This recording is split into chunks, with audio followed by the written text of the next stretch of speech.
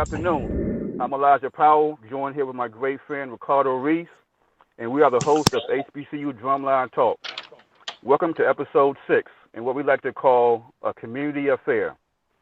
So there are a lot of great community lines out there, but for time's sake, we reached out to 3 great individuals who have their own community lines and are doing some amazing work. But most importantly, they are keeping the youth active and out of trouble. So for today's episode, A Community Affair, we have Jamal Harris, who's in charge of Created to Play, James Riles, owner of Atlanta Drum Academy, and one of my former students and past section leaders at VSU, Fred Dixon, who's in charge of Shark City Drum and Dance Corps. So what's going on, fellas? How's everyone doing? Good morning, guys. We're doing good. E, you the man, E. Yes, sir. Doing wonderful. It's great to see everybody on this morning. And first of all, I want to say it's a blessing to have all 3 of you on here, and all 3 of you done some great things, done some amazing things with your community lines. But before we even, really jump into this, Mr. Riles, Mr. Harris and Mr. Dixon, just give us a brief background of when did your journey with percussion start? And when I say journey with percussion, you can let us know, hey, I started playing at this age, where I went to college at in HBCU, and where you marched at and what you played. It doesn't matter who goes first. All right, I go ahead and go. I'm from Nichols, Georgia, small town, one red light in my hometown, so it wasn't much to do. So according to my parents, my dad always says he bought me my first real drum set when I was the age of 5. And what he means by real, he means by they had to take a loan out to go and get it. It wasn't just one of those play drum sets. So I started playing officially when I was 5. And of course, back then, your parents would make you play every time somebody came to the house just to show how good you could play. If a song came on the radio, they would make you play and perform, even if you didn't want to. From then on, I started playing at church, and then of course I got in the school band, and then I went to school in Douglas, Georgia, Coffee High School, and that's how I got my scholarship to attend Morris Brown. Now I went to a core-style high school. Coffee High School was a core-style high school, and Morris Brown was HBCU, of course. So when I was in high school, I played snare drum, but when I got to Morris Brown, it was different from being in a core-style band. So I didn't know how to do it. I could play everything they played, but when it came to the visuals and the stick tricks and the marching 90s, I couldn't do that. So I ended up playing quints at Morris Brown the whole time. And I played snare like during concert and like when we had like the indoor drum line. That's great. That's great. Who's next? I mean, I can go next. It doesn't matter. I always wanted to go to Morris Brown, by the way. I'm just going to throw that out there. Drumline was like the sweetest movie ever. So I always wanted to go. So all good. My journey started when I was like in middle school or something. I wanted to play basketball. I wanted to play football, but my father wasn't around, and Mom Dukes won't having that. She won't go let me play football, so she wouldn't sign none of the papers. I couldn't go to no camps or nothing, so I had to find another way to be involved. So I found drums, picked up the drumsticks. I went to Norview, and I started marching at Norview. Like my sophomore year in high school, my Mom Dukes had passed away suddenly, so I didn't know whether I was going to continue to keep playing drums or not. So I didn't really apply to colleges to play drums. I only applied to 2 colleges, which was Norfolk and VSU. My family down here, because, my mom wasn't around. It was a lot of distractions and things here. So they didn't pay the application fee to Norfolk State because they didn't want me to stay in Norfolk. So the only other option I had was to go to VSU. So it's like, okay, well, fine. I'm going to go to VSU. I'm going to try this out. I go to VSU. And at the time, you big bad, you young, you're like, well, I'm retired. I ain't playing drums. Forget drums. I'm done with it. So I go to VSU. I go to orientation. I think my big brother T, Tamara's White, like a tall, shout out to T. He was a tall guy. He's on a snare drum playing in front of Davis Hall, and he's just like going crazy. I'm like, who is this dude? They play like that at VSU? So I walked into the band room. I talked to Dr. Phillips. And then I came to band camp. And when I met E, I didn't think E'd like me. I'm not gonna lie to you. Yeah, he was the intimidating percussion instructor, and I'm like, oh man, I ain't never had one of those before. So yeah, that's pretty much how I started, and from there, pretty much took off. There it is. Good. Mr. Harris. Well, mine is totally different. Okay. I didn't play at all before, even during school. When I say school, I mean elementary, middle, nor high school. Of course, I was a football player, star football player in the area. But I was one of those type who like really love music. My whole entire life, I love music. Man, they got me on videos on the sidelines, in filming rooms with the football team, dancing to the band music. And of course, they used to ask me like, "Man, what you doing, man? You want to be in a band? Going up there and join." But of course, Fred was saying, my dad wasn't having me being in the band, so I had to get out there on the football field and do what I had to do, man. It wasn't until after high school. Um, I just started, having more freedom to learn certain stuff. So it was a guy by the name of Angelo Hatcher here. He had a group by the name of CSRA. So that was my first time actually even getting on a drum. I was playing first tonal. I enjoyed it. I started just hanging around, kind of learning things. Um, Went down to Bethune-Cookman. Ended up getting into trouble. I didn't always have it, well, when my parents would be able to do this and do that for me. So I ended up getting sent home. So man, it's crazy. A lot of people don't know everything that happened in my life is literally God, man. I sat down and just started learning. I have literally no kind of drum experience at all, man. It was just a blessing. It's really a gift. So that's it, man. And of course, I would have loved to go to Morris Brown and VSU and Norfolk and all those different places, man. They were very inspirational to me even getting started. But yes, sir, man. I literally have no drum experience. I know a lot of people don't know that, but there it is. Well, I'm so glad you bring that to light. All three of you mentioned some important facts, and it's just a blessing to have three different perspectives on the cast this morning. So this is really a blessing. Yeah, I like that. But so what or who is Shark City? Who is created to play? What or who is Atlanta Drum Academy? For example, where are they from, age group, etc. Anybody can go first. I'll go first this time. We'll switch up the order. Well, Created to Play is a youth mentor program that uses the power of rhythms and music to inspire, empower, develop discipline, redirect negative energy, and instill core values in the youth and the community just to try to reach their full potential. So a lot of people don't know we're a Christian mentorship. So we teach them about God. We don't just teach them about drums. We let them know where their help comes from. We let them know who provides all these things. And that's just what we do. Well, belief in that, you can do anything, right? Yeah, yes, sir. Yes, sir. Yes, sir. Pretty dope. We had created Shark City in the beginning. Originally we were just trying to put the kids in college and get them off the streets in Norfolk, because there's a lot of stuff that you can do in Norfolk that will discourage you. And me being from here and actually knowing and having to leave and come back, I realized that we had a gift and we could reach more people. And obviously the youth in Norfolk was buying what I was selling them because they kept coming back.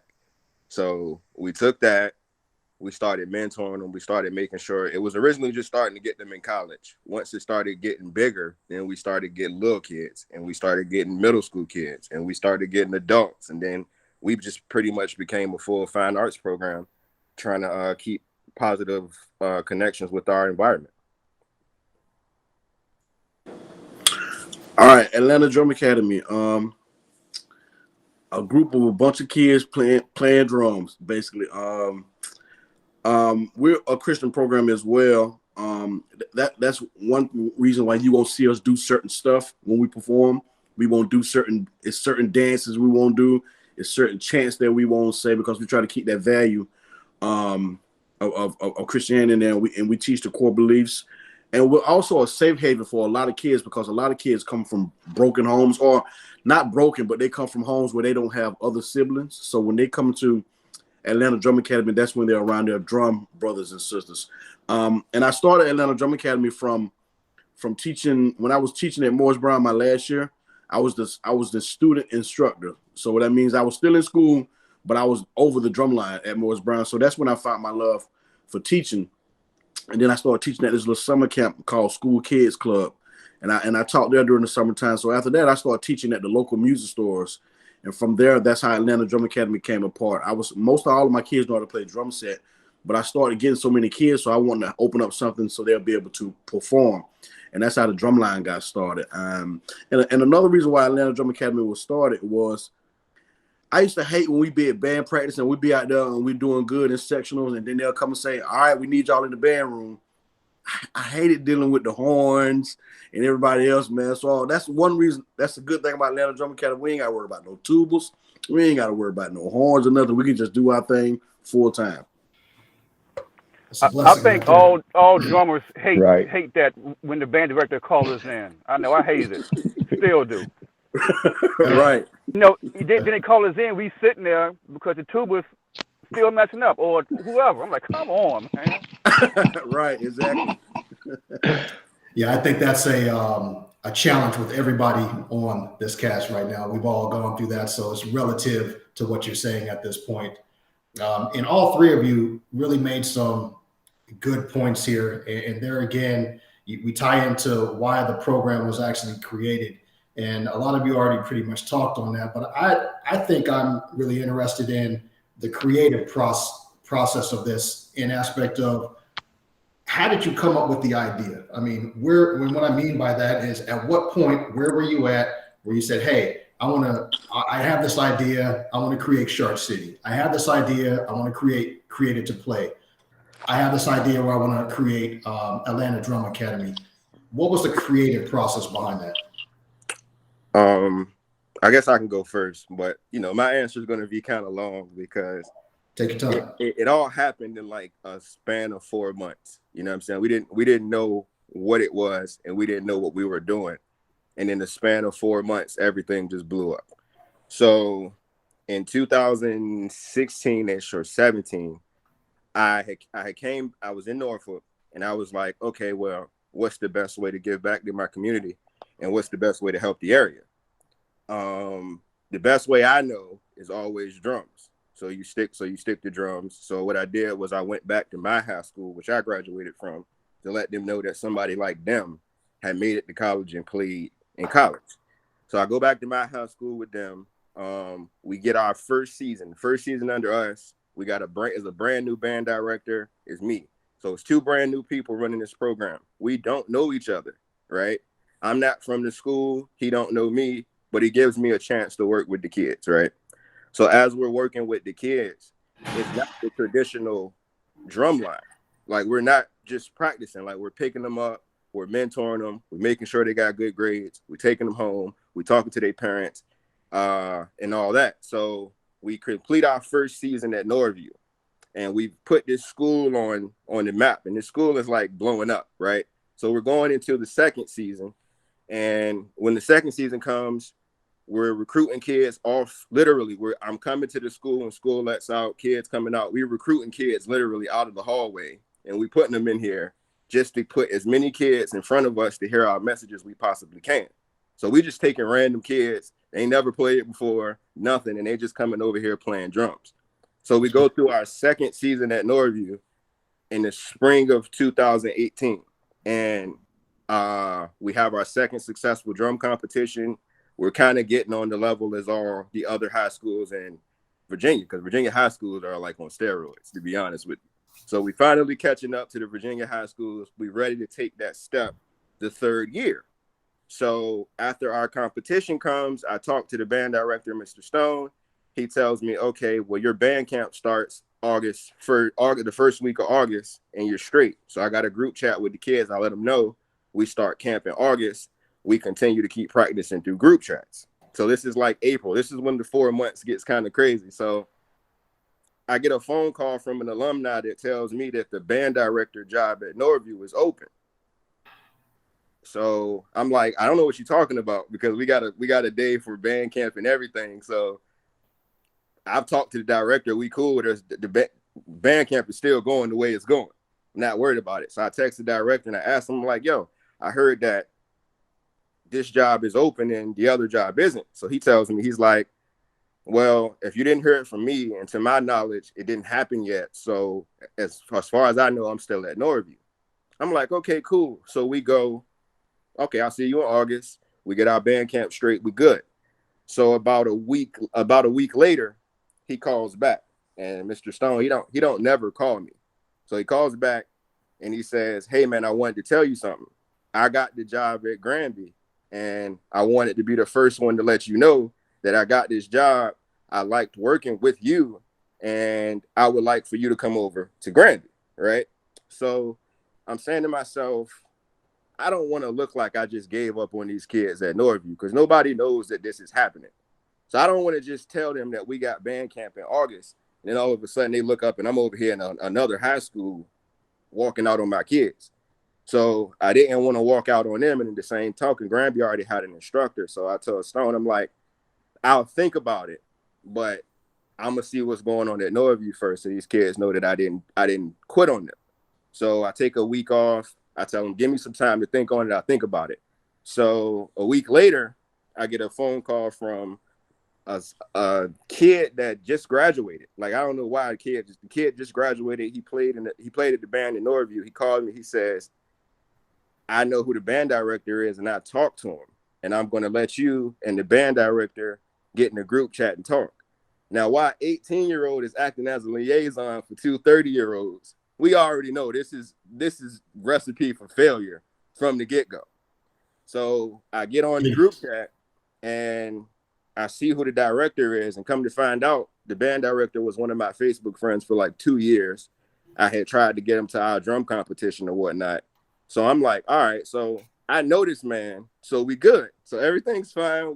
Everything's fine. We still going through what we're going through. So I tell the alumni, I tell the other kid, I say, we good. I know him. Everything's going to be fine. We about to win trophies. We about to take off.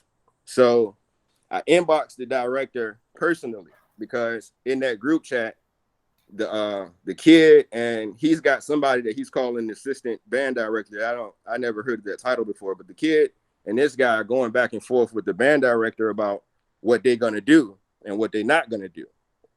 So I get out of the group chat. I go to the band director. I hit him up personally, and I'm like, hey, I was here.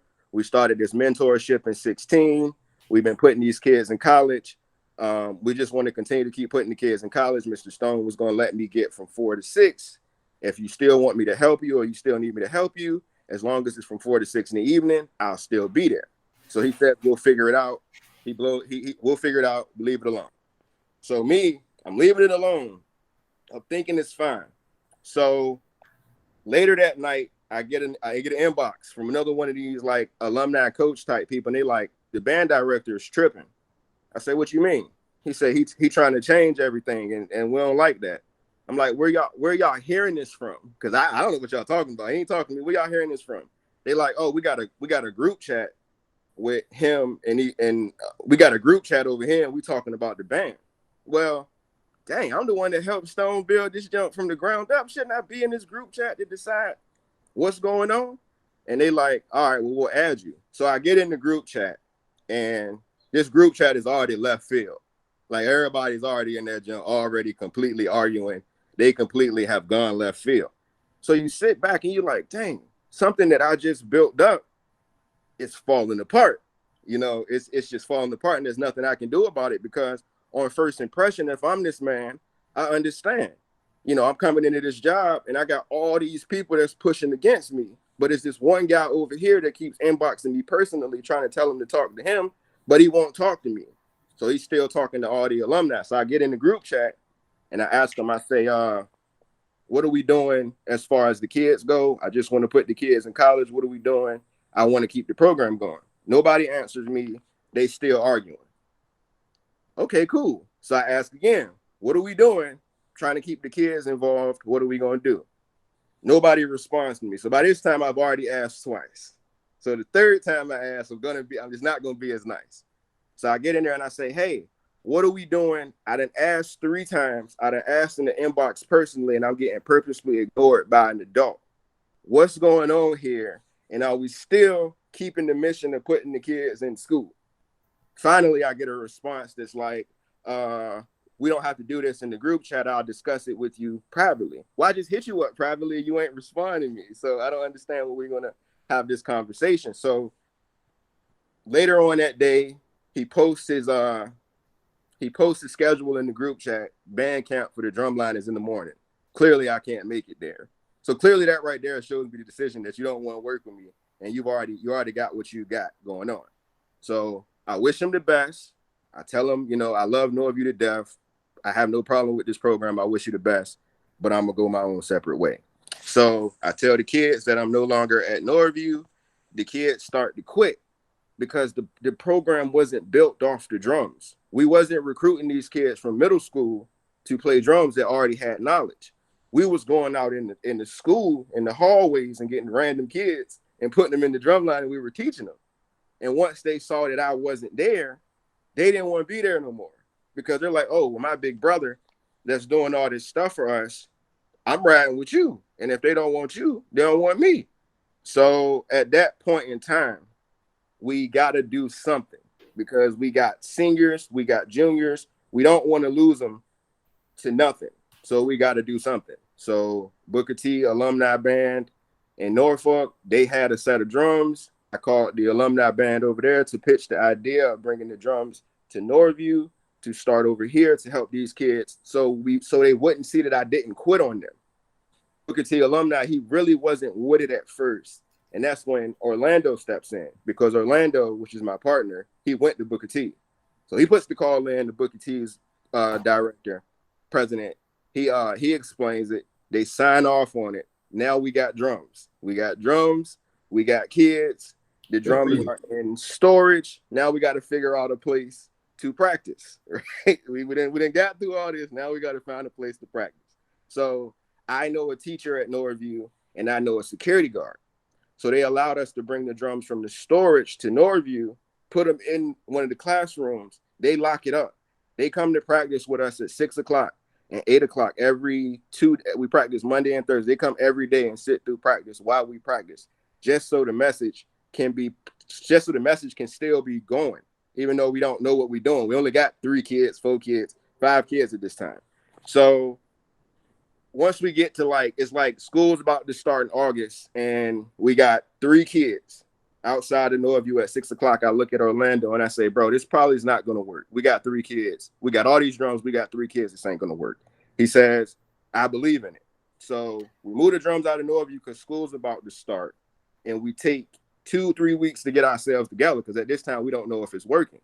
But that seed had already been planted because I was working because somebody came from Oscar Smith to our practice. So he goes back to Oscar Smith, one of the kids. He tells his whole drum line about our program that's going on at Norview. So we move from Norview and we go downtown. Spider picks up some of the Booker T kids that he taught. And now all of a sudden, 3 weeks later, we go from 3 kids and we look up at our very first practice in the middle of September, and we got 9 snare drum players, 4 quints, 4 cymbals, and 8 bass drums. So now we got a whole drum line just that fast, and it all happened in like 4 months. You know, Fred, you said something that was interesting. So it's just a combination of 4 months where things just came together, and sometimes it happens like this. Mr. Harris, what about yourself? What was the creative aspect behind Created to Play? Well, Created to Play, I was actually out playing live music at the time. And it was kind of like to the point where, you know, the shows, the being in and out of clubs, I had just got married, man. So y'all know how, well, for my married people, you know how it is. You got to go ahead and get home from that lounge and playing out with all these single women and all this little different stuff that have their own agendas. Even though you there to do your job, they got their own agenda. So of course I had to find something else that was going on, man, in the community. And we started having kids, man. They were beating up teachers. It was on national news. You guys can look it up. We had teachers getting beat up by kids down here. I'm not going to name the school. But, you know, all kind of different stuff was just happening. And of course, just like him, I didn't know how it was going to start. Everybody, you know, who has interviewed or seen an interview, man, they know the story. We literally started with two bed slats from under the bed. We nailed them against the wall. We took little tacks of nails and just started putting up music. I became a substitute teacher. I was trying to figure out as well how I was going to get the students. I became a substitute teacher. Man, I used to be in the hallways talking to every student that passed by, just letting them know that, hey, man, you know, I'm in this thing together. I'm trying to learn. I've been doing a little research. I've been doing a little work. You want to learn these stick tricks? Because they used to see me as a sub up in there. And of course, we had our cool subs. I wasn't trying to act like I was the strictest thing or whatever. But when they came in my class to do, you know, little skipping and things of that nature, I used to educate them, man. Of course, I kept God and I kept letting them know, man, your parents depend on you to do this. Your parents are doing this for you. They're providing for you and doing this and doing that, man. And they just love the speech. They wasn't getting it from home. A lot of people didn't have father figures. So after that, a lot of kids was just like, what are you going to do? Because they didn't allow substitute teachers to teach the kids in middle school. We didn't have the credentials. So they was like, man, are you going to start anything? Are you going to do anything? And I didn't have any drums. So of course, I was going to tell these kids no. But literally, God just spoke to me that night after being talked to by those kids all that day. He was just like, just do it. I got you. I didn't know. All I know is when God said, that settles it. So my kids was practicing on wood every single day in our house. Man, we cleared out a whole room just for them. And just like Fred said, man, we started with like six kids, but they were a faithful six. Man, we fed them.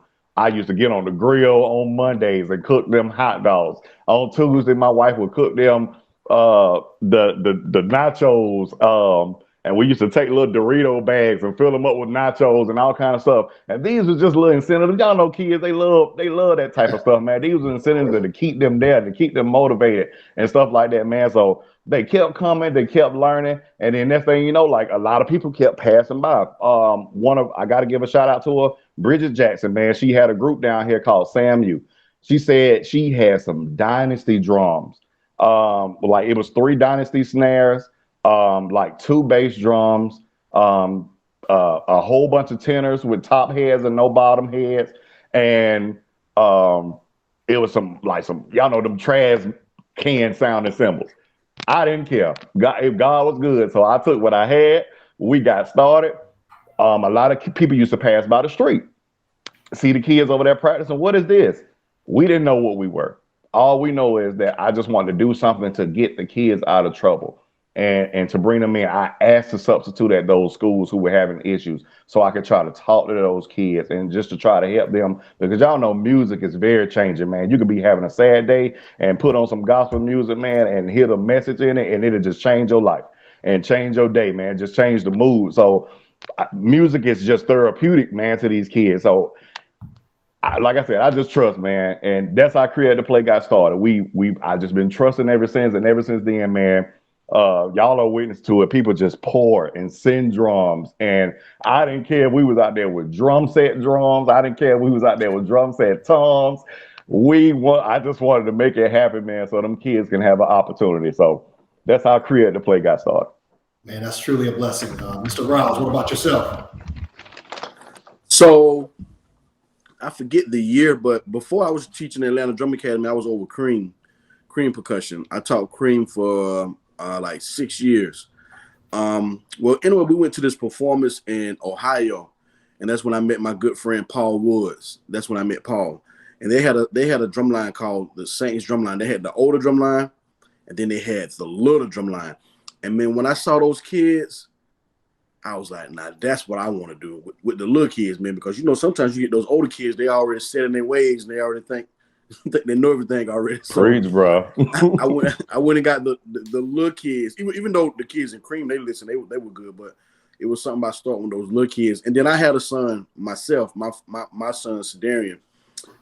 He was around the same age as those kids. He might have been 3 or 4 at the time. And I was like, man, I would love to have something where I can create that my son can have some friends to play on a full drumline with, because I had never seen nothing like those little kids that I saw in Ohio with Paul Woods and Marshall Cheatham.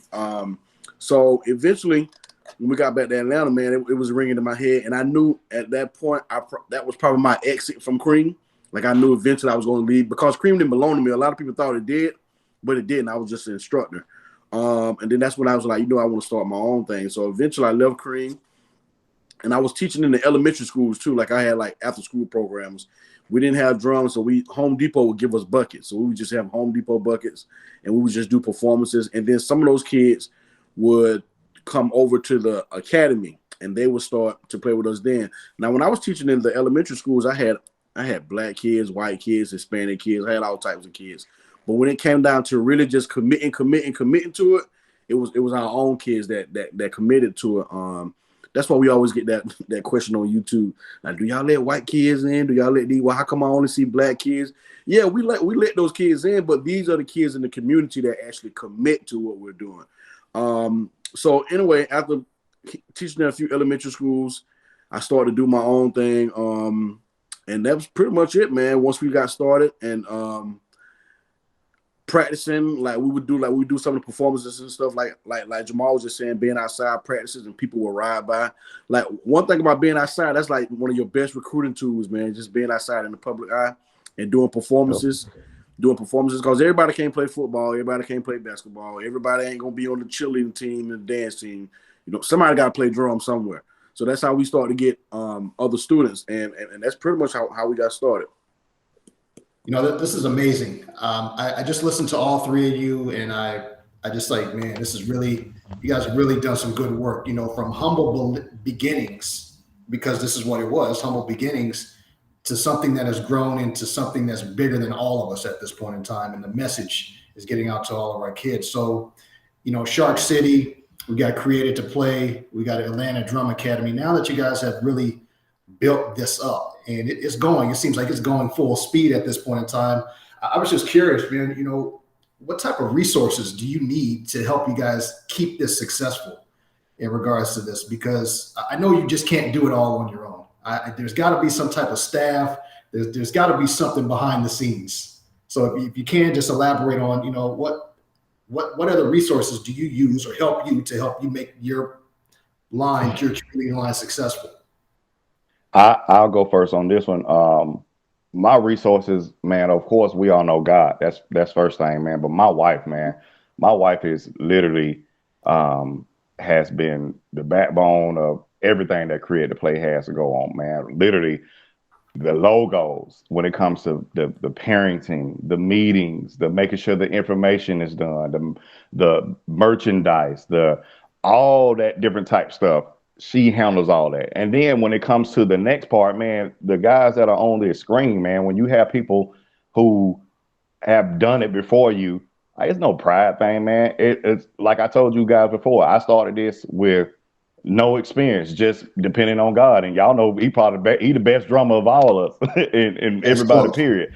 So I literally I asked these guys, man, to give me advice, man, to let me know what I'm doing wrong. Like, and both of them have been like very inspirational. They keep it real. They ain't sugarcoating nothing, man, because when you got people who are genuinely wanting you to succeed, they're gonna give you the truth of stuff, man. And the truth will always set you free.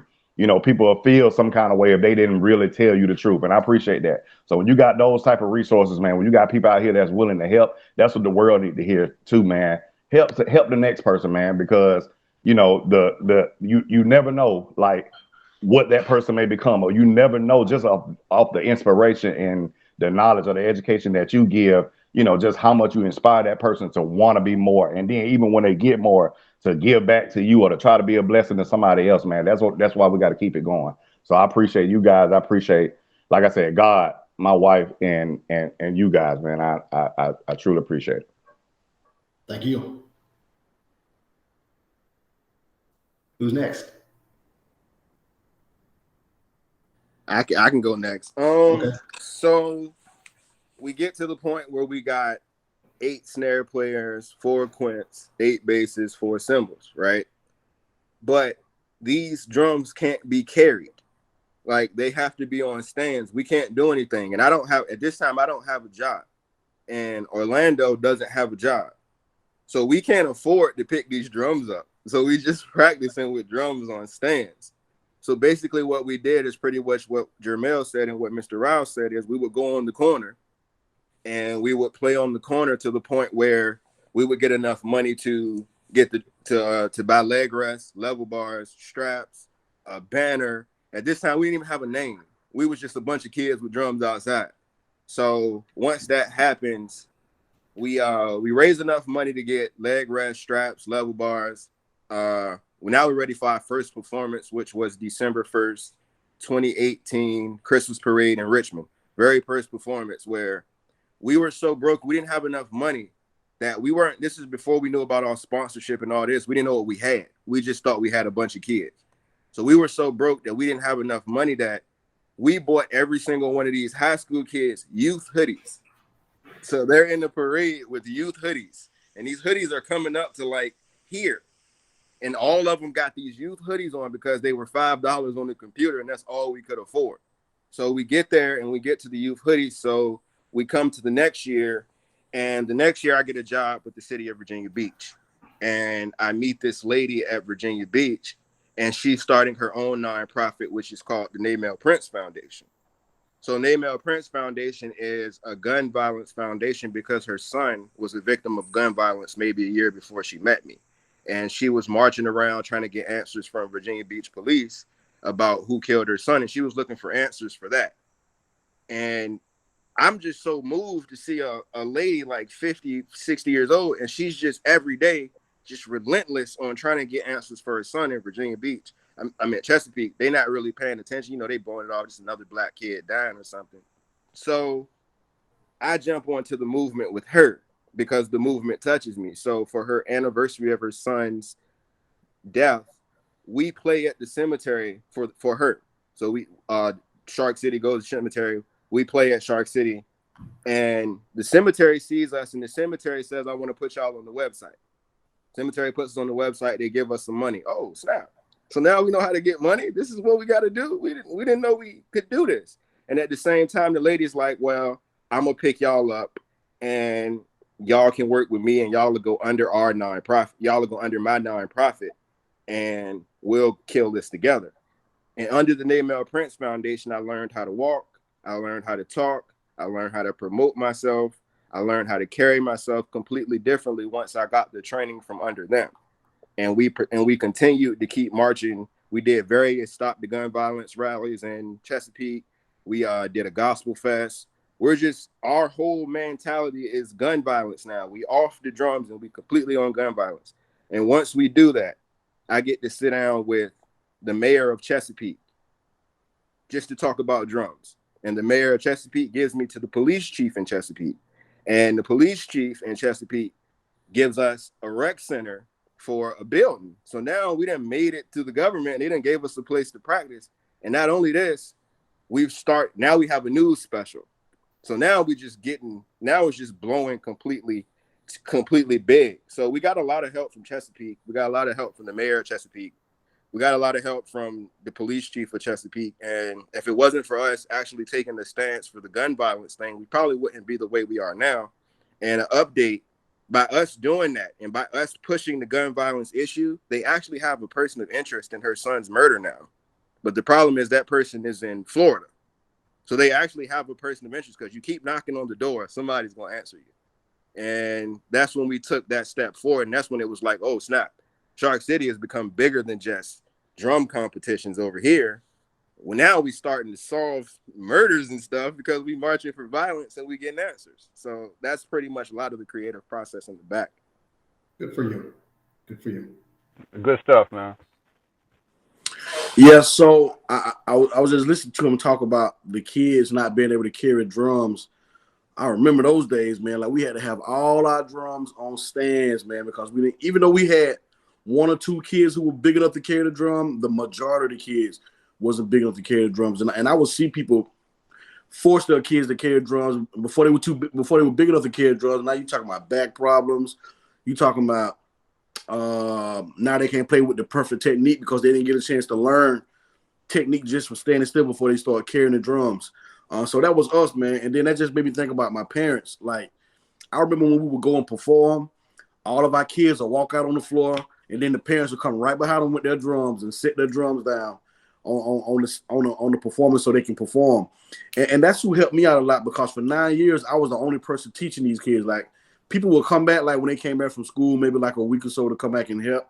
But from there, I was the only staff member. So for the last 2 years, I've had Mr. Bernard Smith to come back and help me, which was he was one of my first students that I taught in Cream. When I went to Cream, he was a senior, so I worked with him for 1 year, and then he went on to become section leader at Norfolk. But I got him to come on. Then, of course, I would get other kids that I used to teach in Cream to come out and help. But that's who I've helped me for the last 2 years. And I have one of my other former students, Mr. Jaquan Charles, where he went to Jaquan. He went to Bethune, but he played for ADA's first competition line that we had. We had one competition line before I sent him over to Cream, and he played for Cream. He helps us out, and I have Mr. Thackeray Harris that comes and help us out too. And I have my drum mentor, Tim Green, that he gives me advice when he can. But of course, he's way in Texas. And my drum mentor, brother Jalil Eli, who's in Memphis, Tennessee, as well. Those are the people who pretty much help me out as much as they can.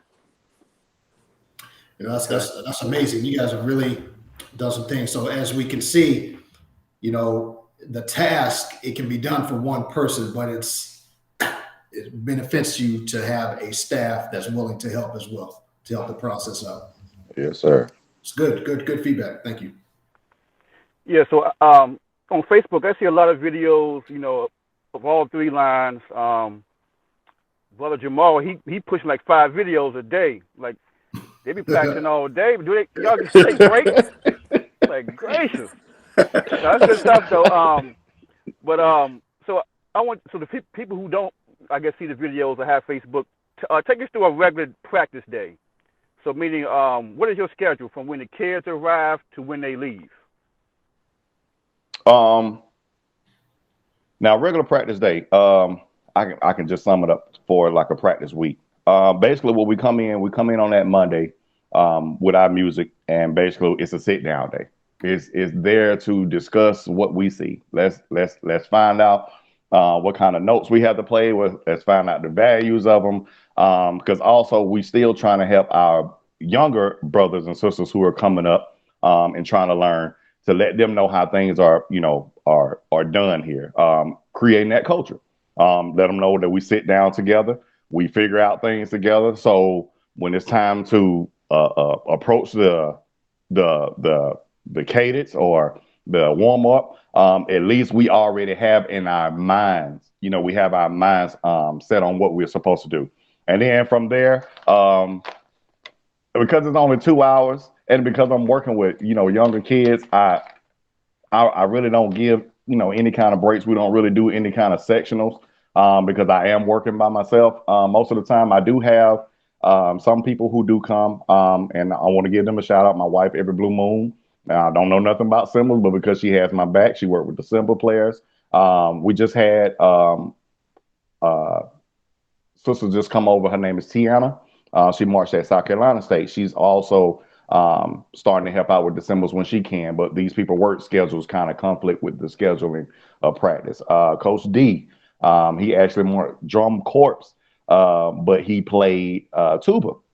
He marched on the corps side, but he played tuba. But he helps the bass drummers.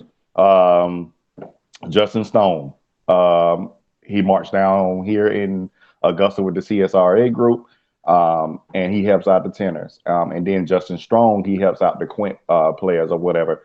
So just the way the scheduling goes, just depending on their schedule, that's how the schedule goes. If I know they're going to be there, I can kind of break them up and give them sectionals. But most of the time, like I said, we start on that Monday. We start with our music. We walk over it. We run our warm-ups and all that different type stuff, and go through the rest of the rehearsal. Really, because we have so many engagements, I don't really get a chance to kind of, you know, teach them anything. So when y'all see us, we kind of learning stuff on the fly. We always learning something new each day. So that's normally how it goes. Yeah, it's good stuff. Exposure. It's good stuff. Yes, sir. Mr. Raj, you can go. All right. When you say practice, first of all, we only practice once a week, man. Like, and I tell these kids, now y'all think these are the 3 or 4 hours we doing once a week. we only do it one day out of the week, which is on Sundays. But when you get to high school and when you get to college, you're going to be practicing 4 or 5 days a week, every day. And then once y'all get to high school, y'all going to appreciate Atlanta Drum Academy's drum schedule because we have so many kids involved in. And our kids come from different parts of Atlanta. Some of them have to drive like an hour to get there. So I'm trying to be conscious of what other stuff that the kids got going on. Some of them play basketball. They play football. They on the chess team. They badminton, whatever. And then they're also playing in their own marching bands too. So I have to be conscious of that because I can schedule like from August to November, whatever football season is. We used to practice on Friday nights, but there was no use of us having practice on Friday nights if all my people that's in marching band can't be there. So what we do now is we practice on Sundays. We have the little rascals, the little kids. I get them from 3 to 4, so they practice for like an hour. And then I have my older kids to come in and we practice from like 4:30 to 8. And that's the only time we had to practice. Besides Zoom, we do Zoom classes on Tuesdays. At 6:15, we do the beginner drummers, and then at 7:15 to 8:15, we do the intermediate and advanced drummers. And during the Zoom classes, we don't work on drumline stuff. We don't do drumline stuff. We working on music reading, technique, and that type of thing. So it'll make the drumline practices a little smoother. The only time we really work on drumline stuff is when we really got something coming up and we need to go to get a head start on the music. We may call a special rehearsal for that, but in on our Zoom classes, everybody's practicing snare drum. It doesn't matter if you're a cymbal player or a bass drummer. Everybody's learning snare drum technique on the Zoom classes. But as far as in person, we only have once a week, which is on Sundays. And at one time, we couldn't do that because of the corona. So now when they come, everybody has to have a mask. We check temperatures and everything. And that's how we do our thing. I commend you, Mr. Riles. My first time seeing you guys was at the competition at Central. And that group was playing, man. So I guess for the limited time, the practice time you have, you're doing some good stuff. Seriously. It's all God, man. Man, do you know that we lost that competition by 0.5? Half a point. I was the judge. I was one of the judges. Yeah. Right. That's right. I was like, and you know what? Yeah. I'm like, that's a long ride to Atlanta, man. Thinking about that 0.5 of a point. Yeah. But I was proud of the kids because we were going against kids who've been practicing this stuff every day. Like this is what they do. They practice their stuff in from marching band, and they just come together and put it on put it in show form. And who was that? Red Smooth. Shout out to Red Smooth. If I want to lose to somebody, it's Red Smooth. Because Red Smooth is a good drum line. That's a good drum line to lose to. And we were in unfamiliar territory. We was completely different style. But it was cool, man. But 0.5, man. We go back and look at the video, and we got drop sticks and all types of stuff, man. But hey, it's all good. Yeah. Yeah. It's a good point. 0.5. EP, you didn't have anything to do with that, did you? I had nothing to do with it. I had nothing to do with it. I think it's on me. So before I start, I left out my staff. So let's shout out to my staff. I got Tiffany Tyson as my dance coach. Orlando's been my day one since we started, and we just been rocking ever since. He never gave up on it, so forever he gonna be on my squad. This guy named Harrison used to march for Norfolk. He helps our Tenderline out, and then we got our DCI guru up in Richmond, Dustin Scott, who sends music down for us, and he teaches all the DCI stuff. So just like Mr. Riles said, we got one day of practice. And that one day is on Mondays because most of high schools with marching band, they practice Tuesday through Thursday, got a game on Friday, and they probably got competition on Saturday or something. So we got one day of practice, which is Monday. And depending on where we are, most of the time because of COVID-19, we've been outside at Harbor Park. So what I do is I get up at 7:15 at this time, knowing that I'm not coming back home all day.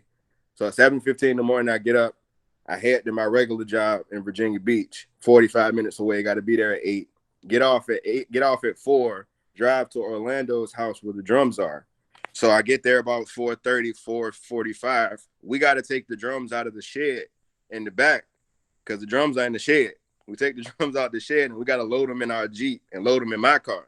So we can't pick nobody up, or we got to go back and get them. So we take the drums, we take them to Harbor Park, we have practice. When we get to Harbor Park, now it's either one of my drum fi brothers, one of the little brothers, they always there. I guess because they love drums, and at the time, VSU didn't have school because of COVID. So they always are there. Regardless, is always one of them. So because they always there, and I know they eat kids, I'm going to put them to work.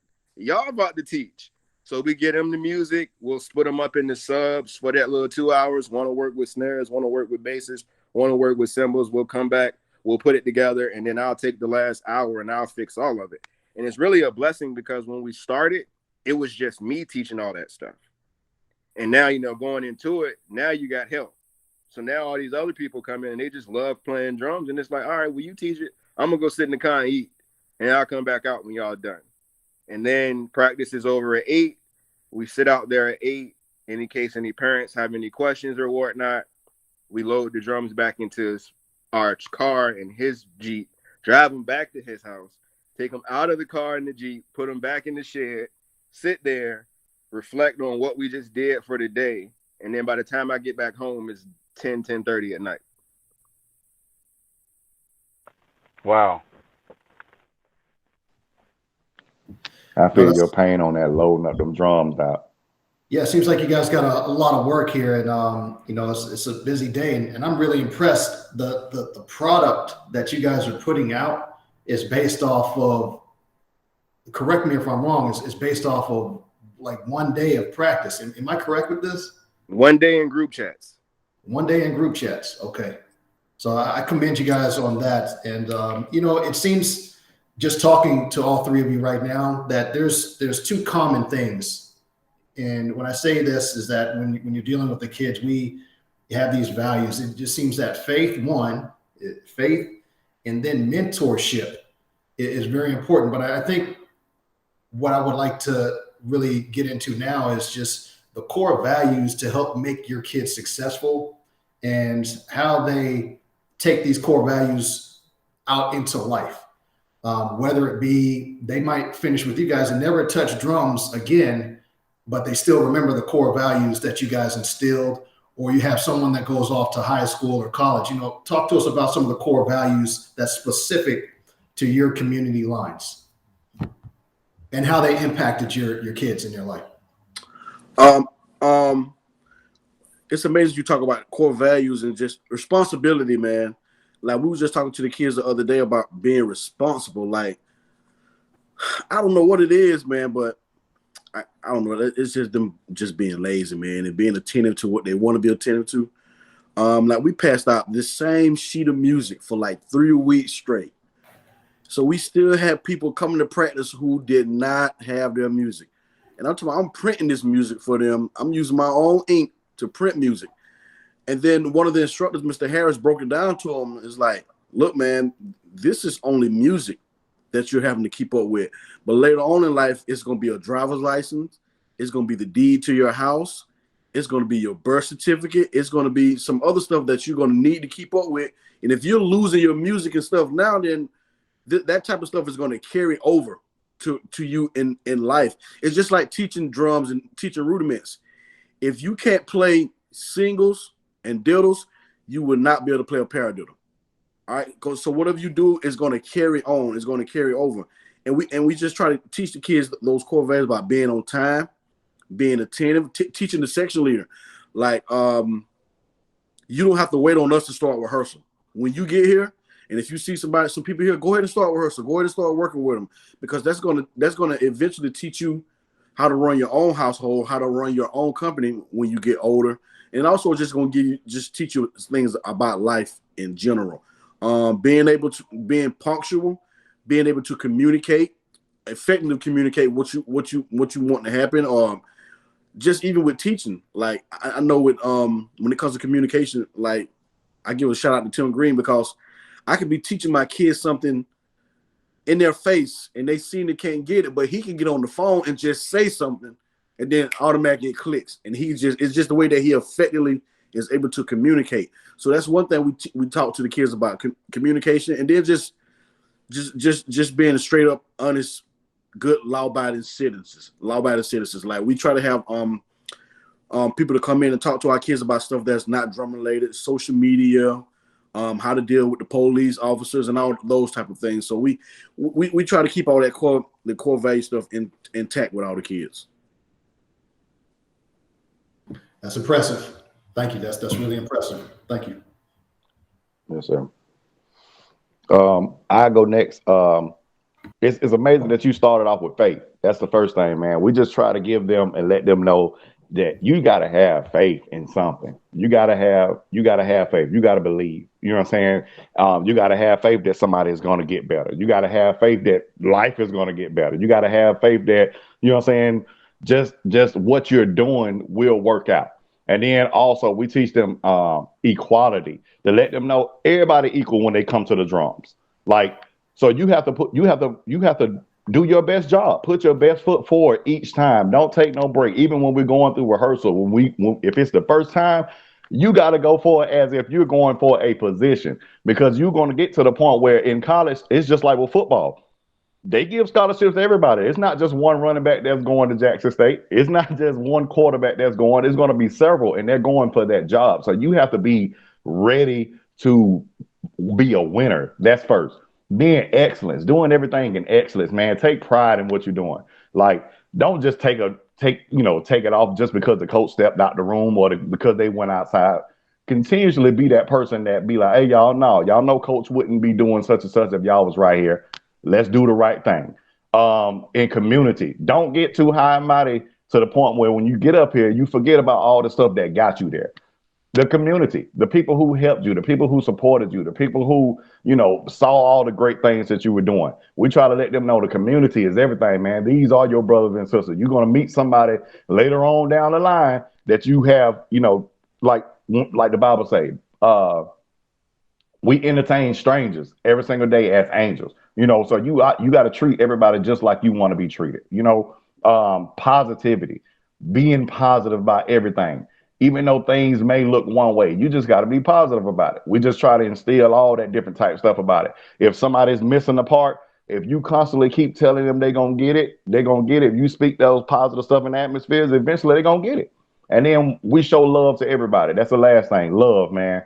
Because Jesus was love. Jesus came and died for us, man. He showed love. Even though we out here messing up at life, doing what we want to do, he still loves us. He still blesses. So if we constantly keep those same values, that core values that we instill in them, and make it a part of our lives, the world will be a whole lot better place. There it is. Good point, sir. Good point. That's cool.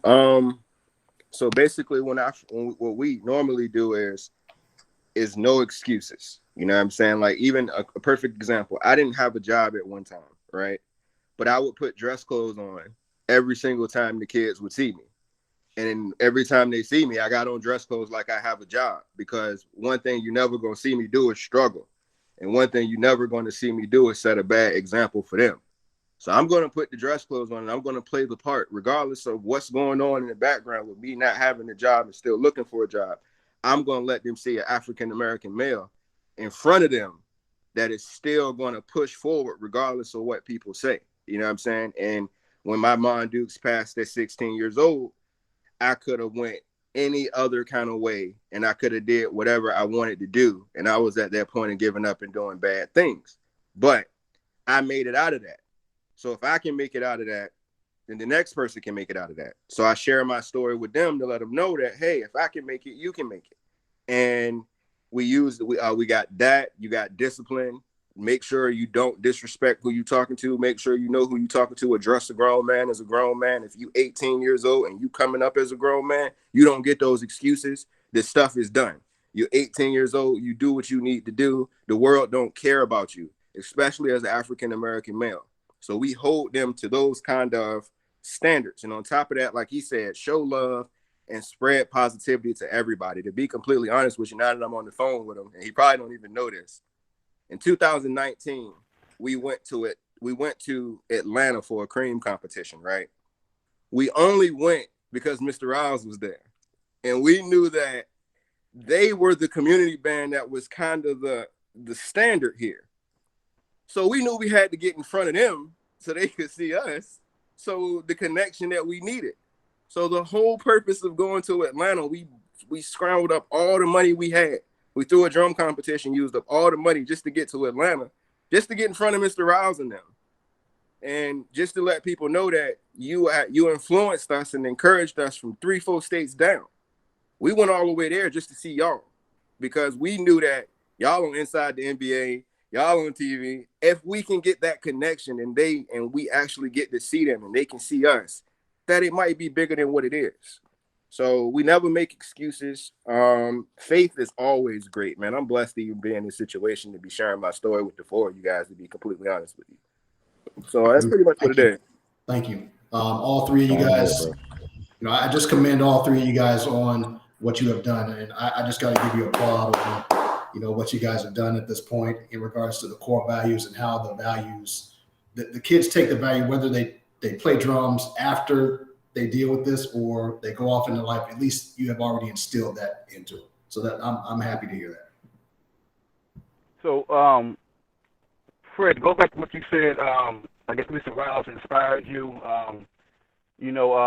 So I would say, all 3 of you guys inspired me, because before I get into that, Mr. Riles, I don't know if you remember 2 years ago, I hit you up about me wanting to start my own community line, maybe 2 or 3 years ago. Right. Fred, we had a talk a couple of years ago, last year before COVID. I always wanted to do it, but me being an instructor at State, I didn't have the time. But I always enjoyed working in the community, helping the kids, So, like I said, you 3 guys inspired me to still do that maybe in the future. But in what you guys said earlier, you had determination, you had faith in starting, your respectable, community lines. So what tips or advice would you give someone trying to develop a community line besides, being determined or having the faith?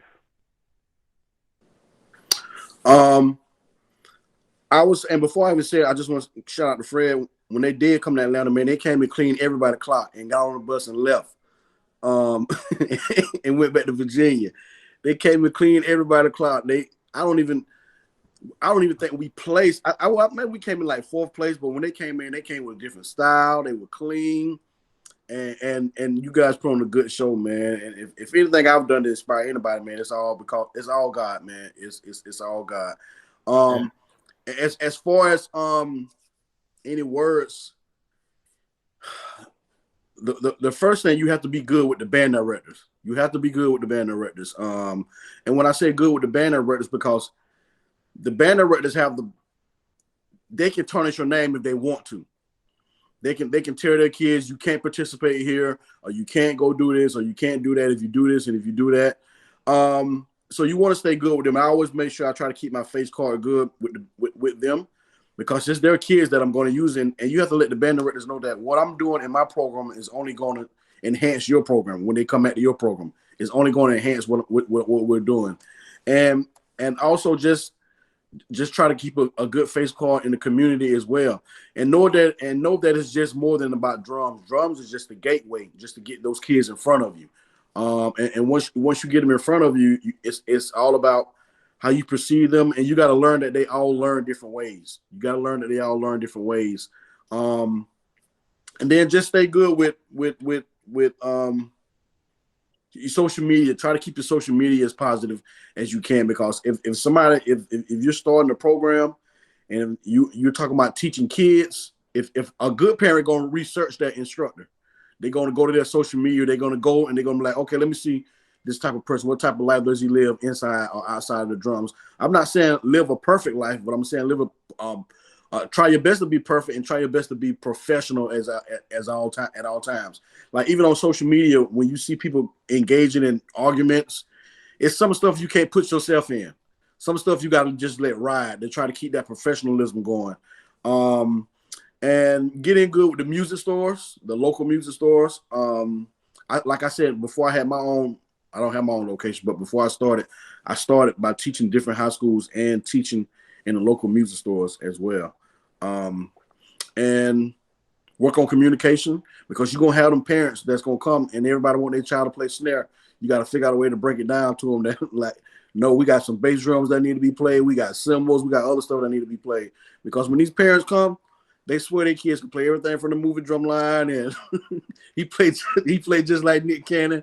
So you got to work on those communication skills, and you're gonna automatically be a role model, even if you don't want to. If you don't ask for it, you're gonna automatically be a role model. So just try to keep all those things at the forefront. Yeah, I like what you said. There are other things out there besides snare drum, and there's plenty of drums. It's honestly. Go ahead. Go ahead, Fred. My bad. Go ahead. Oh no, what I was saying is it's crazy how in 2021, we got kids that call themselves Devin Miles and stuff from Drumline. And back when I was growing up, it's like he couldn't read music. Why do I want to be called Devin Miles if he can't read? But they see all the flash and stuff, and it's like, oh well, that's cool. So again, shout out to Mr. Riles. We went down there for that. The advice I would give is pretty much piggybacking off what he said. You got to have a good relationship with the band directors. I had several band directors. To be completely honest with you, we had a marching band. We did one time. We tried a marching band.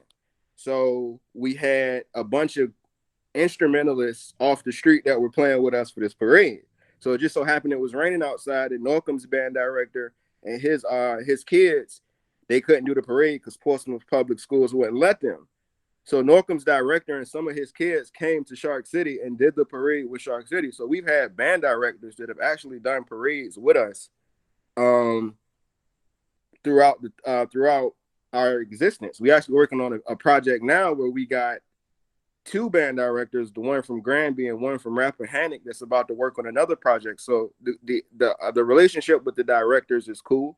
You know, we started out on a misunderstanding with one of the band directors. Maybe one day that'll be hashed out. One day, who knows? We're open to that. But just believe in it, man. You know, even if it looks like it's going to be bleak and it might not work, just believe in it. Nobody else can see it but you, and I guarantee you that the weather will change for you. And that's the only advice I got.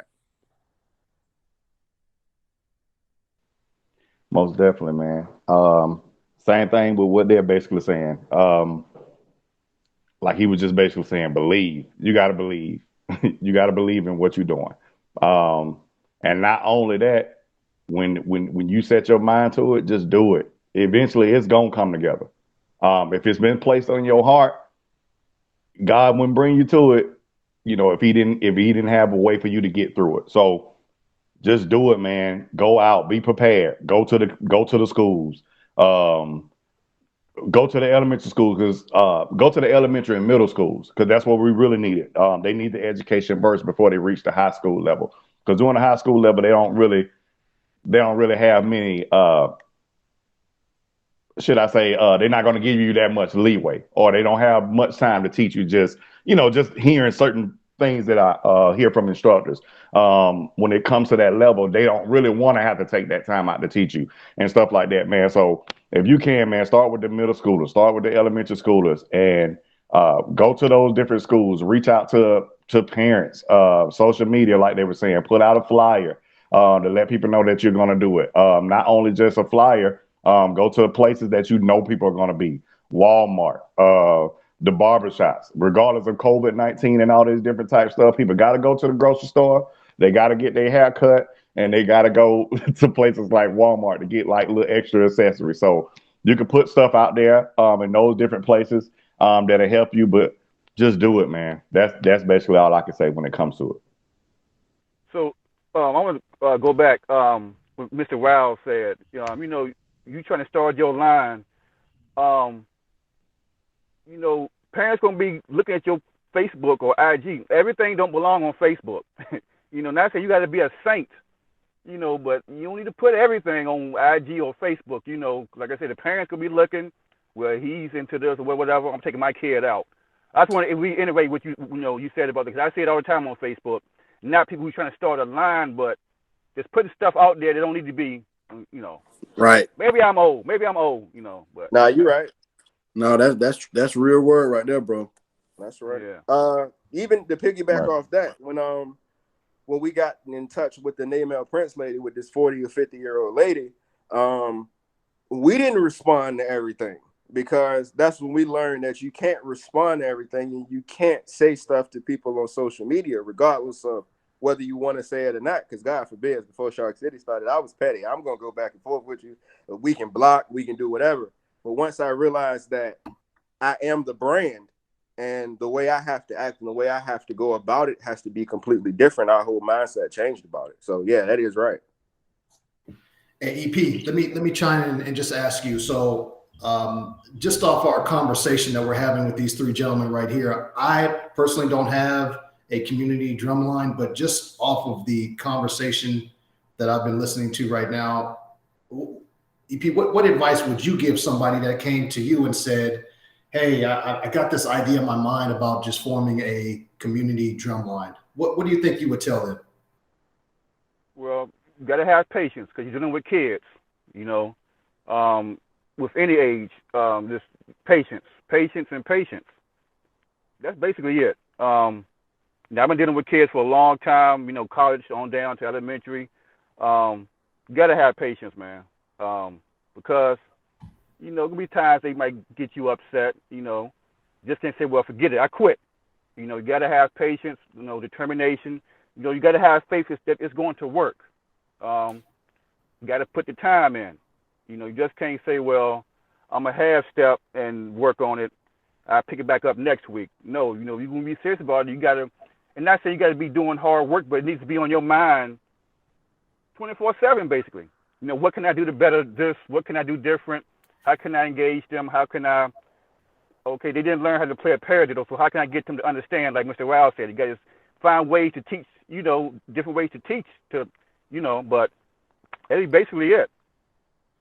Yeah, that's a good point, man. I think someone came to me and asked that, hey, you know, Ricardo, I'm really interested in doing, you play drums and you've been in the HBCU Drumline and you marched, you know, in marching band and everything. I want to get my own line for own community drum line together. You know, EP, you've heard me say this many times before. Before you do anything, do your homework.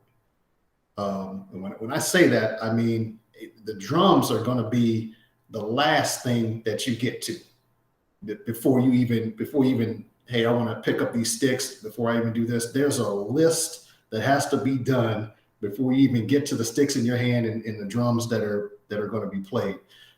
That would be my give to someone and say, hey man, just do your research. What does it take to even formulate the idea to even put this in motion? That's all I would say on it.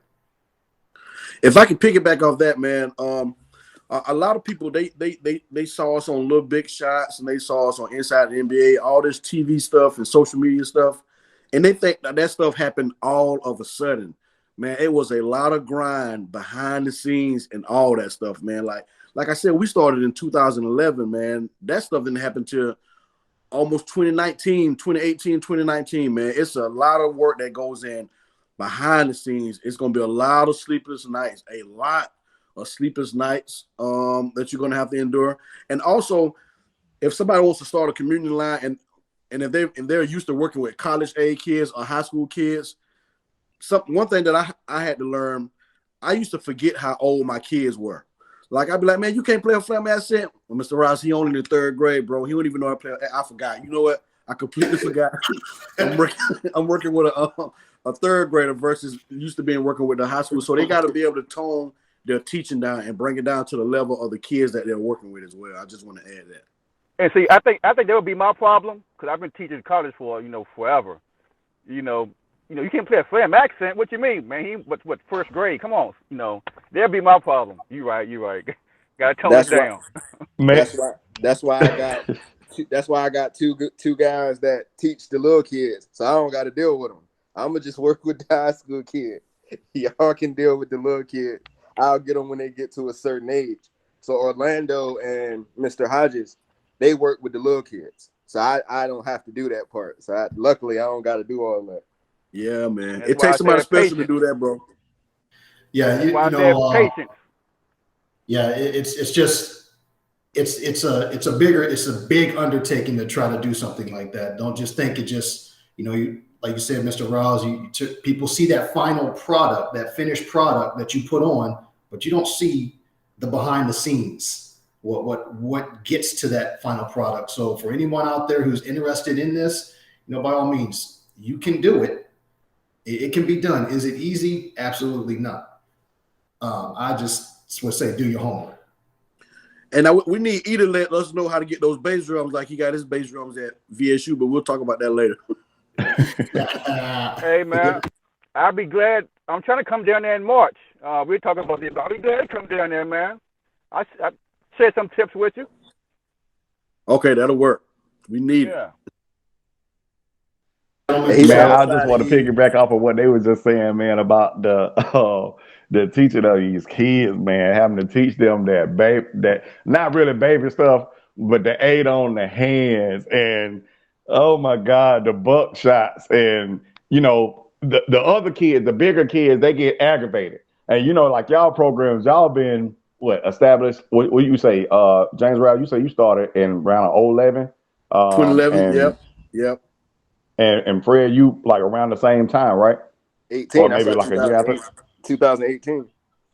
Oh, 2018. See, yeah. So you not too far, man. The kids, we only been established a year, man. So I kind of push that on them to we work on those rudiments like every single day. If we take one rudiment, I try to let them know that if y'all focus on these rudiments each day, it's only 30 days in a month. If you work on singles for an entire day, you work on single fours for another day, single sevens for another day, like eventually you're gonna grow and get to the point where you'll be able to play the 40. It may not be to the speed that you want to, but at least you're making that progress. So you'll come back and do it, man. I've been just trying to figure out, because I know even me myself, I'm guilty of it. I make my kids. We only been established a year, and them kids playing Flam-X. And my son Jeremiah, 7 years old, playing choo-choos and book reports and all kind of stuff like that, or whatever the case is, because they get bored with the regular 40, bro. So I literally wanted to ask y'all while we was on that, like, what steps do you take when they're getting bored? How do you advance the basic rudiments for them? EP. So I would say I had a kid like 7, 8 years old. We go through the rudiments, but sometimes I put some music on. His favorite song. He liked the what was the rodeo song? Whatever, the rap song. The country, the black dude. Anyway, I put his favorite song on, and he'll do the rudiments Old Town Road. Song. Yeah, Old Town Road. Yeah. That was his favorite song. I put my little speaker up. And he'll just, play the rudiments to the song. He dancing, having fun. I would switch it up every now and then. So, I guess that would be my thing, switch it up, have him playing to music, have him, I guess, switching the accents around. Play the starts on the right, do right, left, right. I guess just switch it up every now and then. Appreciate it. Thank you. Yeah.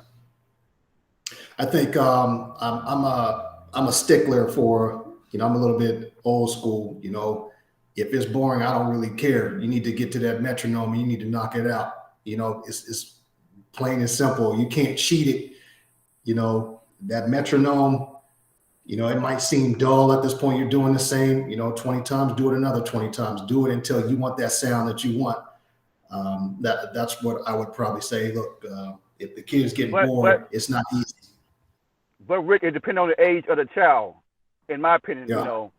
High school, yes, you run it till it's right. College, yes, but somebody at that age, first, second, third, you got to switch it up every now and just to keep them engaged and give them something to look forward to in the end. Yeah. If it's a young kid, Yeah. Appreciate that, fella. Good, man. So it's a lot of great feedback at this point in time, and one thing that we want to move forward to now and just really look at. You guys have really established everything that you have going right now. It's automatic pilot, it seems, for your program. So I know there have been some ups and downs. Please talk to us about some of the most memorable and not so memorable moments that you've had in developing your community lines? Well, I guess I'll go first. So, we can piggyback off of what I was saying earlier, and I'll just elaborate on it. So we had went to a competition, and the goal was to get to Mr. Riles and them. That was the goal. That was what we were planning on doing. So we spend all of our competition money, which we made like $3,000 or $4,000. We spent all the money. We bought 2 12-passenger vans, a tow truck, and a U-Haul. And we head down the street and we head to Atlanta to go to Mr. Riles and them. So we not from Atlanta, right? And this competition, the location and stuff has changed on this competition several times. We end up getting our hotel on a whole nother side of Atlanta that it wasn't supposed to be on because the competition was on a whole nother side. So in our eyes, this is the biggest thing we have because, again, the standard for community bands for what we thought was going to be there. And on top of them being there, Cream was going to be there as well. And they were winning trophies all up and down the East Coast. So if we want to be where we want to be, we got to get in front of these two guys, right? So I think 2 weeks before the competition started, our first bass player had got bad grades or something. So he got bad grades. His parents weren't letting him come to Atlanta. So we were going to take our junior on Quince, put him on first base, go to Atlanta and still go because we got to go. This is our shot, right? So as we get closer to the competition, we look at the lineup, and this is where the confusion of states confused us, right? We look at the lineup, we see Atlanta Drum Academy. It's not technically a high school. Cream, it's not technically a high school. HD Percussion at the time, it's not technically a high school. APS, we didn't know what that was. It ended up being Atlanta Public Schools, but we couldn't find no YouTube videos on this. And then it was like Stone Mountain or something, which was the only high school in this whole competition. So we're looking at it like this. Why are we going to dumb down to go to Atlanta to see Cream and Mr. Riles and them if this is technically not a high school competition? The rules aren't really saying it's high school. It's called an invitational. So we say, you know what? We're going to put one of our vets on first, put this boy back on Quince. We're going to keep our size. We're going to go to Atlanta because the goal is to let people know that we're here and establish that we're here, right? So we get to Atlanta. We walk through the door. We were, you're told there's a high school and a college competition, but there's no colleges here. And there's the only lines that there are the lines that I named. So we don't think nothing of it. So we get out there, we go last, like Mr. Riles say, cleanest performance we had the whole season because we were waiting for this day. This was the day we were waiting for. Cleanest performance that season. We win first place trophy. We get back to the bus. We out of here. We back in Virginia. We done got our trophy. We done got our money. We go. Now I get a call maybe 2 days later. And 2 days later, they're like, well, this person wasn't in high school or that person wasn't in high school. And we're like, well, we not from Atlanta. The rules wasn't clear that if we would have known that, we would have put the boy that was on Quince back on first base and we still would have did it. Had we known, we would have switched, but we didn't know. So, and we ended up, I guess that was a violation of the rules or whatever, and ended up saying we were disqualified. And then we got on the computer, which is, like you guys say, as a community band, the publicity and the bad things or the good things are going to come with you because you're not associated with a school. So it gets on the computer that, oh, these guys are some cheaters. The program is cheating. You guys done cheated. You had to go to Atlanta to cheat and all this other stuff. And deep down inside, we like, yo, we judged it off what we saw. We didn't see no high school or no college. We just thought it was a drumline competition. Had we known, we would have switched. But because I'm never the one to down talk another grown man, or I'm not going to down talk a program, we're not going to say nothing. This is what he said. We didn't respond to the negativity, and we didn't respond to the criticism on Facebook, which was really a bad time. It was like, okay, fine. Everybody's laughing, everybody's joking, everybody's calling us cheaters, but at the end of the day, we're going to have the last laugh in this because we're okay with not knowing our side of the story. We genuinely did not know. So we just took that as a learning experience and we kept it moving. So that was honestly like one of the lowest times of ours, because we're all over the computer getting dragged as cheaters, and we just adjusted to what we saw, and we didn't know. So that was a low moment for us. We had to take a step back. We left all the competition stuff alone, and that's when we started focusing on the gun violence stuff. So we like, you know what? Forget these competitions. Forget all this negative stuff. We're going to go back over here and focus on marching for gun violence and focusing for the ladies. So that was actually one of the worst times that we had. And, you know, you learn from it. Okay. I guess I'll go next. One of the most memorable times we had was our first time literally being leaving from performing on corners, performing at title mats, performing at Juneteenth events, to hitting the stage of ADA Live. And then not only at ADA Live were the kids going to get an opportunity to see the kids that they are, you know, they basically starstruck over, because I believe every program, or at least community program, should or have shown them that Atlanta Drum Academy movie, where it shows where you cannot take nobody for granted, because when you sitting down not doing nothing, somebody else is practicing trying to get your spot. So of course we were blessed, man. They got a chance to see Malik Dope. They got the chance to meet Mr. Riles. They got a chance to see Joshua. They got a chance to see Marcus Journer. They got a chance, not only that, to perform in front of a lot of people for the first time. So that was one of the most memorable moments. But the most least memorable moment was a month after that. COVID came, y'all. It shut everything down. There was supposed to be a big tournament in Myrtle Beach, that I believe all you guys were supposed to be at. And COVID hit. And when COVID hit, man, not only were the kids distraught, because we had them working on the show. We planned something very great for Myrtle Beach. But after that, man, I lost so many kids. You know, so many parents didn't believe that, you know, their kids would be safe due to COVID, and still coming around kids. You know, God forbid, and that's why I praise Him each day, man, because we haven't had not one COVID case, and y'all see how much we do. We just keep everybody in the bubble. Every parent is down to not go any and everywhere, because they understand the safety and the priority of the kids and stuff like that, man. So that was one of my most memorable and most least memorable moments, man, because I lost some kids that I know would have been able to do some amazing things just due to the COVID. Okay. One of our most memorable moments, good moments, I would say when we did Little Big Shots. We were able to go to California. Now the hard part about that was it's hard when you have a bunch of kids, but they tell you can only bring a certain amount of kids. So now your heart is hurting, because now you know you got to disappoint some kids. You can't take everybody. Now you know some of these parents finna complain. But what helped us out was it was a certain age group that we can take. So out of the 50 kids, we were only able to take 13 kids. So we had to break the numbers down. But man, when we got the fact that we were rehearsing and we was doing these newspaper interviews, man, and then we actually all of us met up at the airport, man. We had on our Atlanta Drum Academy gear, man. We all got on a Delta flight.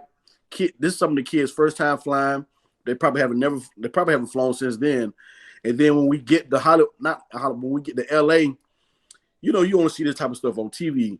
When we got off the plane, somebody was standing out there with a big Atlanta Drum Academy sign. They just waiting on us to let us know that they was our chauffeur. So when we get there, man, they put the kids in this nice Mercedes-Benz Sprinter van, got the kids to the hotel. You know, one thing about kids, man, no matter what you do, you can take them anywhere, man. Their only concern was, can we go swimming? Can we go get in the pool? I'm like, man, we are in California. Y'all worry about getting in the pool in California? So we get to California, man. We go to rehearse at the place. Now while we were in California, the kids still had to go to school, so all of them had to get schoolwork sent from their teachers because we still had to go to school while we were there. But man, after practice was over with, man, we was able to go to Hollywood, to the Hollywood Squares, man, and just see all the stuff that you usually just see on TV that you don't really see in real life unless you travel all the time, man. each one of the kids, man, they paid for all the food, they paid for all the kids' rooms, and they gave each kid $1,500 a check. Like, I mean, you getting this just to play drums, just to do what you really want to do is play drums. So you making money doing this night, and then just being there that night, man, filming with Steve Harvey, and they saw Steve Harvey for the first time, and we doing our thing on the show, man. And then after the show, all the kids just broke down crying because they were happy. This one kid, he broke down crying because his dad didn't show up. But it was just crazy, man. It was crazy. So that's one of our most memorable moments. And then when we got back to the airport, they didn't shut the airport down, but before we got on the plane, they said, we're going to let Atlanta Drum Academy get on the plane first so the captain can take a picture with them. They just finished filming with Steve Harvey. So the kids actually felt, hold on, my iPod playing for me. The kids actually felt like superstars at that time, man, like real stars. So that's one of our most memorable moments. And least memorable, man, the COVID thing, like that hurt us as well. Like we didn't get a chance to see the kids for a long time, man, and then trying to learn how to do stuff on Zoom. And that same competition that JERMAL was talking about, we was working hard to go to that competition, and we had to make a decision at the last minute if we want to go and do the competition or not because of the COVID. But thank God that the whole thing got canceled altogether. But I would say that the pandemic thing is probably the worst experience that we've had so far. Okay. All good points. Yeah. That COVID thing, man, is a mess. To be honest with you, go ahead, E. Go ahead. No, go ahead. I said, to be honest with you, we haven't even seen our baby sharks in a year. When COVID first hit, we have not had in-person contact with the baby sharks. The ones under 10, wow. We haven't seen them since last February because the church, it still got those guidelines and stuff. So we only are operating with the high school kids. We haven't seen our babies in a year. Sad. But we still reach out and keep in contact with their parents, though. Yeah, that's good. Yeah, so we're nearing the end. So what is your ultimate vision for your community line? Or in other words, where do you see yourself in 10 years, your line?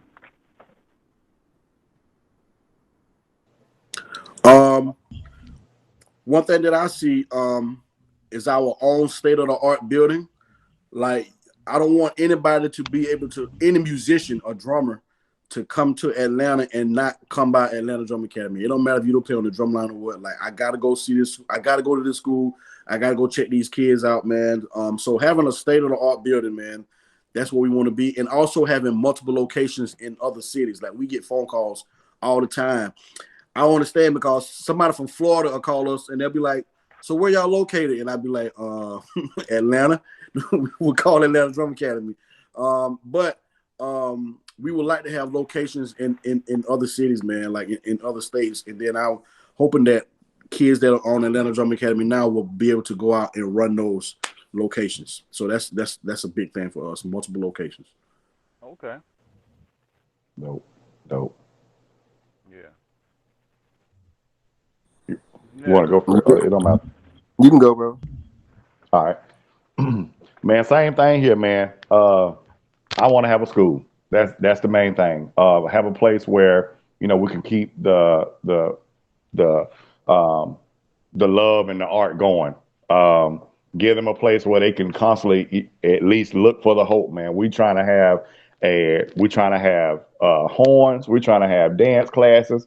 We're trying to have miming. We're trying to have it all, man. Get a whole spot for all the kids in the community where they can come learn and be able to explore the arts, man. Explore the gift that they've been given, or at least the talent that they've taught. Because you never know exactly when you teach somebody how far they're gonna take it. So that's the main thing, to be able to have a school and have a gate and an outlet, man. So it can constantly keep going for years and years to come. Bro, if you get them horns, they're going to call you in there and say they need you in the bedroom. Hey, I'm ready, bro. They're going to call you just to sit there and listen to them. Definitely. Right. I already had that problem.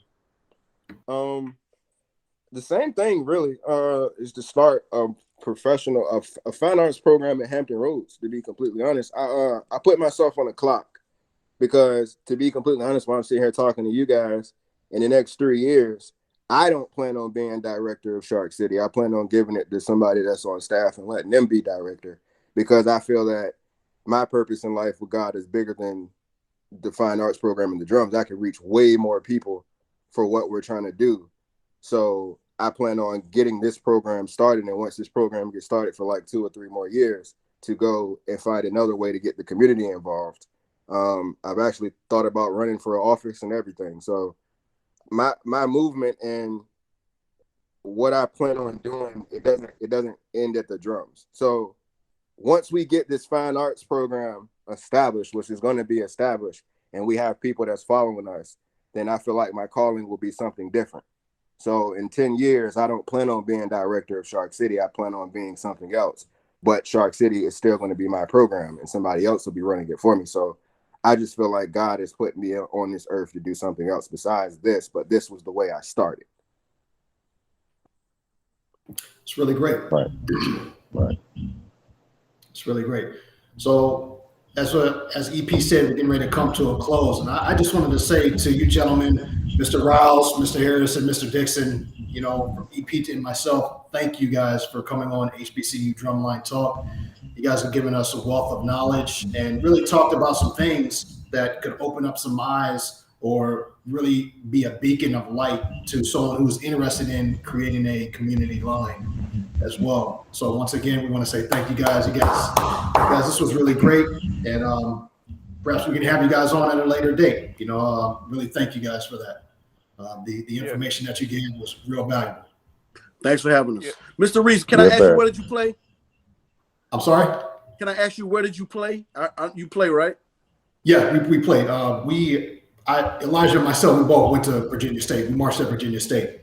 Okay. And we choir brother. That's my choir brother. 96. Okay. Cool.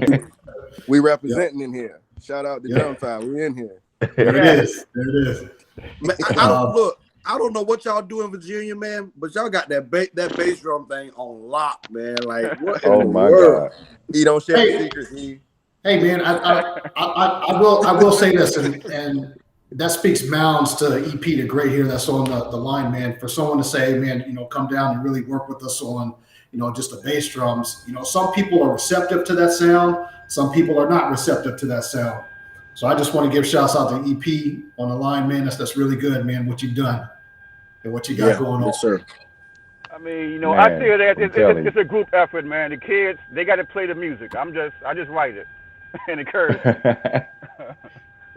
Hey, man, I know y'all asked us some questions, man. I just want to ask y'all one question before we get up out of here, man. Please, sure. What do you do, or what kind of hope can you give to the future generation, man, with, even though football games are still going on, like they're not allowing bands to be there and stuff. So these kids are working hard, you know what I'm saying? They looking forward to going to college, and they're not even really allowing these bands to perform at the games and stuff. What kind of hope do you give the kids? I would say, just keep talking to them. I mean, there's some schools that are still practicing. Show them the YouTube videos. You know, show it to them. Hopefully that'll encourage them. But only thing you can do, man, is talk to them, man. Keep talking. You know, inspire them. Because this COVID thing is hard on everyone. You know, the kids. So you can just talk, pray. You know, talk and pray, man. Right. Encourage. Show them videos. You know. Well, another thing you can do with the hope is, if they're not playing at their school, just let them know they can go play for Shark City. They can come play for Create to Play, and they can come play for Atlanta Drum Academy. Right, definitely.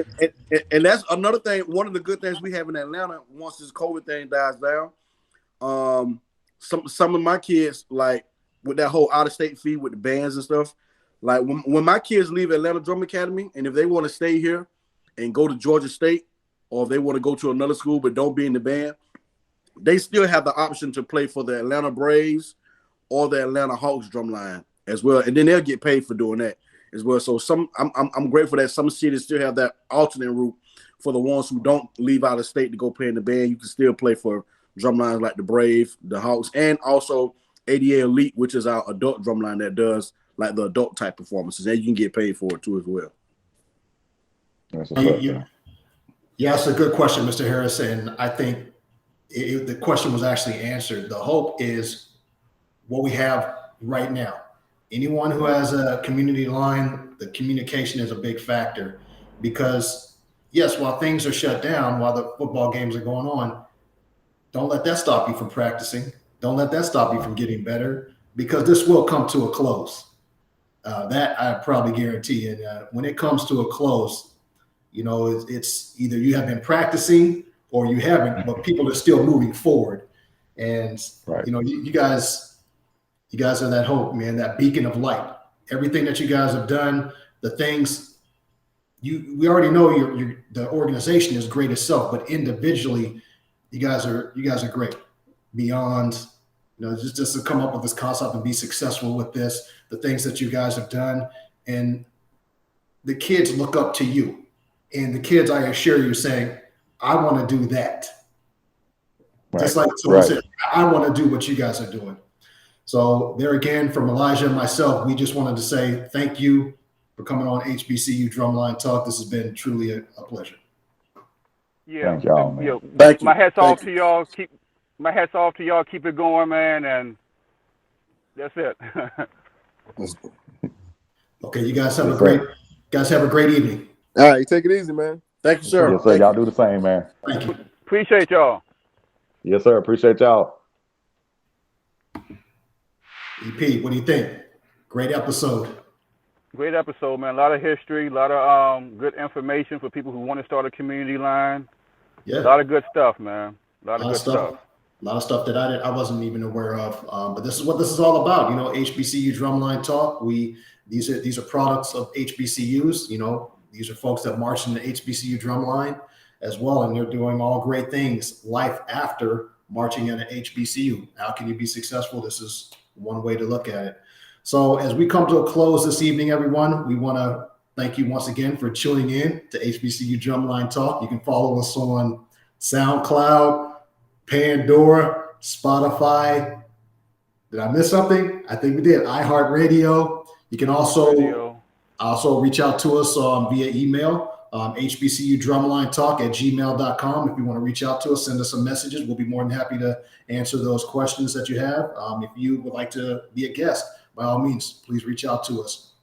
And also follow us on IG at HBCU_drum_line_talk. And from your two HBCU Drumline hosts, my name is Ricardo Reese, along with EP the Great. We want to wish you guys a safe and happy evening. You have a good night. Good night. Keep wearing those masks. Be safe.